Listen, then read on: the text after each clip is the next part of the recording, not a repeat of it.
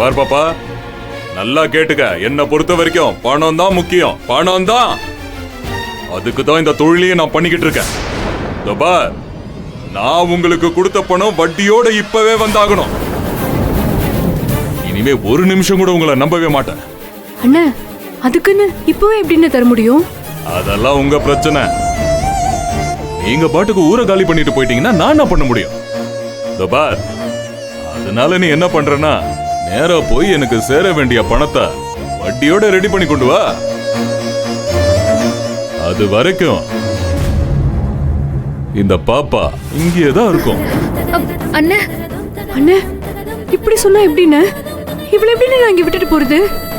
அண்ணே, உங்க பணத்தை எப்படியாச்சும் நான் திருப்பி கொடுத்துருவேண்ணே. எனக்கு ஒரு 2 நாளாச்சும் டைம் கொடுங்கண்ணே. 2 நாளா? 2 மணி நேரம் கூட விட முடியாது. பணத்தை கொடுத்தாதான் இங்க இருந்து போகவே முடியும். அண்ணா, அப்படியெல்லாம் சொல்லாதீங்கண்ணே. நீங்க கூப்பிட்டீங்கன்னதும் நான் உடனே ஓடி வந்துட்டேன்னு யார்கிட்டயும் சொல்ல கூட இல்ல. அதான் இந்த பொண்ணு இப்ப போகுது இல்ல, போய் விஷயத்த சொல்லட்டும்.